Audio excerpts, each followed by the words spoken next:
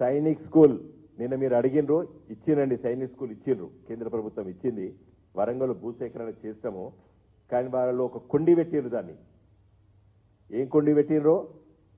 బిల్డింగ్లు మీరే కట్టాలి, ల్యాండ్ మీరే ఇవ్వాలి అంటే పర్వాలేదని చెప్పినాం మన రాష్ట్ర ప్రభుత్వం. కానీ నిత్యం జరిగేటువంటి ఖర్చు కూడా మనమే భరించాలని చెప్పిండ్రు. అంటే టీచర్ల జీతాలు మనమే ఇవ్వాలి, ప్రిన్సిపాల్ జీతాలు మనమే ఇవ్వాలి, మొత్తం ఇస్తే మేము నడుపుతామన్నారు. ఇంకా వాళ్ళు పెట్టేదేంది సైనిక్ స్కూల్ అని అక్కడ ఆగింది. మరి మీరు నిర్ణయం తీసుకోండి, ఏ నిర్ణయం తీసుకుంటారు. అదే ఆంధ్రప్రదేశ్లో మరి వెనుకట కోరుకొండలో ఉండే, తర్వాత కిరణ్ కుమార్ రెడ్డి గారు ముఖ్యమంత్రి ఉన్నప్పుడు వాళ్ళ జిల్లాకు పట్టుకపోయారు. అంతకంటే ముందు రాజశేఖర రెడ్డి గారు ముఖ్యమంత్రి ఉన్నప్పుడు వాళ్ళ జిల్లాకు పట్టుకపోయారు. మరి అక్కడ కేంద్ర ప్రభుత్వం భరిస్తుంది, మరి ఇక్కడ తెలంగాణ ప్రభుత్వం ఎందుకు భరించాలని చెప్పి మేము లేఖ రాసినాం. సైనిక్ స్కూల్ వరంగల్లో భూసేకరణ మొత్తం పక్క పెట్టినాం, తీసుకొచ్చినాం. కానీ ఆ కొండి పెట్టిరు, మొత్తం మీరే భరించాలి. సరే ల్యాండ్ ఇస్తాం, బిల్డింగ్స్ కూడా కట్టిస్తాను, కానీ నిత్యము రికరింగ్ ఎక్స్పెండిచర్ అంటారు. చాక్ పీస్ల కాంచేలి, డస్టర్ కానించేలి, టీచరు జీతాల కానించేలి, మొత్తం మీరే భరిస్తే మేము ఇస్తామన్నారు. మనకు లేవా? వాళ్ళు పెట్టేది గురుకుల పాఠశాల మనం మొత్తం నడుపుతున్నాం. మీరు పెట్టాలి, మీరు సైనిక్ స్కూల్ మీరు నడపాలని చెప్పి మరి ఆ సమస్య అక్కడ లిఖితపూర్వకంగా లేఖలు రాసి ఉన్నది. మీరు కొత్తగా అడగవలసిన అవసరం లేదు. సైనిక్ స్కూల్ ఆల్రెడీ ఇస్తామని చెప్పి ఒప్పుకున్నారు. ఆనాటి డిఫెన్స్ మినిస్టర్ నిర్మలా సీతారామన్ గారు ఉన్నప్పుడు మేమందరం వెళ్ళి కలిసినాం. అంతకన్నా ముందు అరుణ్ జైట్లీ గారు ఉన్నారు, అప్పుడు కలిసినాం. ఇంకా బయ్యారం ఉక్కు తెలంగాణ హక్కు అని నినాదం ఇచ్చింది మేము. దాని విభజన చట్టంలో steel authority of India limited వాళ్ళు వచ్చి అక్కడ నాణ్యతమైనటువంటి ఇనుప ఖనిజ సంపద లేదు అని చెప్పి కొర్రీ పెట్టేది ఆపిర్రు. అది తప్పనిసరిగా మనం డిమాండ్ చేయాలి, తెచ్చుకోవాలి. కాజీపేటలో రైల్వే కోచ్ ఫ్యాక్టరీ ఇటీవల కాలం లోపల మరి ప్రధానమంత్రి గారు ఇనాగ్రేట్ చేసిండ్రు. అది కాదు మనం అడగవలసింది. మనకు కోచ్ ఫ్యాక్టరీ కావాలని అడిగితే వాళ్ళు వ్యాగన్ ఫ్యాక్టరీ ఇచ్చారు. దాంతో తృప్తి పడం మనము కంపల్సరిగా కాజీపేటలో రైల్వే కోచ్ ఫ్యాక్టరీ కోసం కొట్లాడవలసిన అవసరం ఉన్నది. ఇది విద్య పైన, పరిశ్రమల పైన. అతి ముఖ్యమైనది జాతీయ హోదా అని మేము 2014లో, ఎందుకంటే రేవంత్ రెడ్డి గారికి అదేవిధంగా భట్టి గారికి ఆ ఇరిగేషన్ మంత్రి వారిని కూడా కోరుతున్నా నేను. మేము మొదట్లో 2014లో పార్లమెంట్లో గొంతు చించుకొని మాట్లాడినాం. మన ముఖ్యమంత్రి గారు కేసీఆర్ గారు ప్రధానమంత్రి గారిని కలిసిండ్రు. మేమందరం తోడుగా వెళ్ళేది. हम नहीं दे रहे, वो नेशनल प्रोजेक्ट नहीं दे रहे हम, वो పాలసీ చేంజ్ हो गया అని చెప్పిండు ప్రధానమంత్రి గారు. ఉత్తరప్రదేశ్ ఎన్నికలు వచ్చినప్పుడు బుందేల్ఖండ్లో 45,000 కోట్ల రూపాయలతో జాతీయ ప్రాజెక్ట్ అనౌన్స్ చేశారు మోడీ గారు. కర్ణాటకలో మొన్న ఎన్నికలు వచ్చినప్పుడు తుంగా, భద్ర 2 నదులుంటాయి. భద్ర నది పైన మరొక జాతీయ ప్రాజెక్టు 15,000 కోట్లతో ప్రకటించారు బీజేపీ వాళ్ళు. గొంతు చించుకొని మాట్లాడిన పార్లమెంట్లో. తెలంగాణలో కూడా గోదావరి నది పైన కాళేశ్వరం కానీ, లేకపోతే కృష్ణా నది పైన ఉన్నటువంటి పాలమూరు ఎత్తిపోతల ప్రాజెక్టుకు మీరు జాతీయ హోదా ఇవ్వండి అని చెప్పి డిమాండ్ చేస్తాం. సరే కాళేశ్వరం ప్రాజెక్టు కట్టేసుకున్నాం, అయిపోయింది.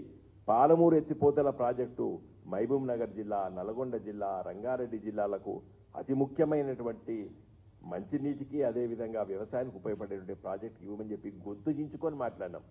స్పందించలేదు మోడీ గారి ప్రభుత్వం.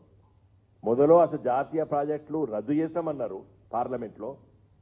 తర్వాత ఉత్తరప్రదేశ్, కర్ణాటకలో ఎన్నికలు వచ్చేసరికి 2 దిక్కులు ఇచ్చారు. ఈ మధ్య గుజరాత్లో కూడా ఇస్తున్నట్టు కూడా పత్రికలో చదవడం జరిగింది. మీ డిమాండ్ సహితమైన డిమాండ్. పార్టీలు మారచ్చు కానీ ప్రభుత్వం మారదు. తెలంగాణ ప్రజలు వాళ్ళే ఉంటారు, ప్రభుత్వం అదే ఉంటుంది. తెలంగాణ ప్రజల కోసం తప్పనిసరిగా జాతీయ ప్రాజెక్ట్ కోసం కొట్లాడవలసిన అవసరం, ఆవశ్యకత ఈరోజు ఉన్నది. బీజేపీ పార్టీ నిర్లక్ష్యంగా దీనిపైన చూస్తున్న విషయాన్ని కూడా ఈరోజు మేము చెప్పదలుచుకున్నాం. టెక్స్టైల్ పార్క్ కేటీ రామారావు గారు ఆ శాఖ మంత్రిగా ఉండే ఆ రోజుల్లో మేము ఎంపీలుగా ఉండి స్మృతి ఇరానీ గారి దగ్గరికి వెళ్ళి అడిగినాం సిరిసిల్ల లోపట ఇవ్వాలని చెప్పి. రాష్ట్ర ప్రభుత్వం భూసేకరణ చేసి వరంగల్లో ఇలా బ్రహ్మాండమైనటువంటి టెక్స్టైల్ పార్క్ స్టార్ట్ చేస్తాం. 2-3 కంపెనీలు వచ్చి పనిచేస్తున్నాయి. ఎక్కడో దగ్గర మరి టెక్స్టైల్ పార్క్ నేషనల్ది ఇవ్వాలని చెప్పి డిమాండ్ చేస్తాం మేము. అది కూడా పట్టించుకోలేదు. రైల్వే లైన్లు కొత్తగా ఒక్కటే ఇవ్వలేదు. నేను కరీంనగర్ ఎంపీగా ఉన్నప్పుడు మనోహరాబాద్ కొత్తపల్లి అంటే కరీంనగర్ నుండి నేరుగా కరీంనగర్కి రైల్వే లైన్, కరీంనగర్ నుండి నేరుగా కొత్తపల్లి, బోయినపల్లి, వేములవాడ, సిరిసిల్ల, సిద్దిపేట, దుద్దెడ, గజ్వేలు, మనోహరాబాద్, మెడ్చల్ మీదికెళ్ళి సికింద్రాబాద్ రైల్వే లైన్ కావాలని చెప్తే అది కేసీఆర్ గారు 2004లో వారు అక్కడ ఎంపీ ఉన్నప్పుడు ప్రయత్నం చేశారు. మళ్ళీ ఎవ్వరి మధ్యలో పట్టించుకోలేదు. తర్వాత నేను ఎంపీ అయిన తర్వాత నేరుగా ప్రధానమంత్రి కార్యాలయానికి వెళ్ళి వారు గజ్వేల్కి వచ్చినప్పుడు పునాది రాయి వేయించినాం. మళ్ళీ దాంట్లో కొర్రీలు పెట్టిర్రు. భూసేకరణ మనమే చేస్తామని చెప్పినాం. ఓకే అన్నారు. తర్వాత 2/3 మీరే భరించాలి, రైల్వే లైన్కు డబ్బులు మీరే ఇవ్వాలన్నారు. భరించినాం. అరే అన్ని ఒప్పుకుంటున్నారని చెప్పి మళ్ళీ కొత్త కుర్రి పెట్టిర్రు. 5 సంవత్సరాలు రైలు నడిస్తే లాస్ వస్తే కూడా అదే మీరు భరించాలని చెప్పిర్రు. అది కూడా భరించినాం. అప్పుడు రాస్తే ఇప్పుడు సిద్దిపేట వరకు రైలు కూత వచ్చింది. రైల్వే లైన్ వేసిండ్రు. ఇలా సిద్దిపేట టు సిరిసిల్ల టెండర్స్ అయినాయి, పనులు అవుతున్నాయి.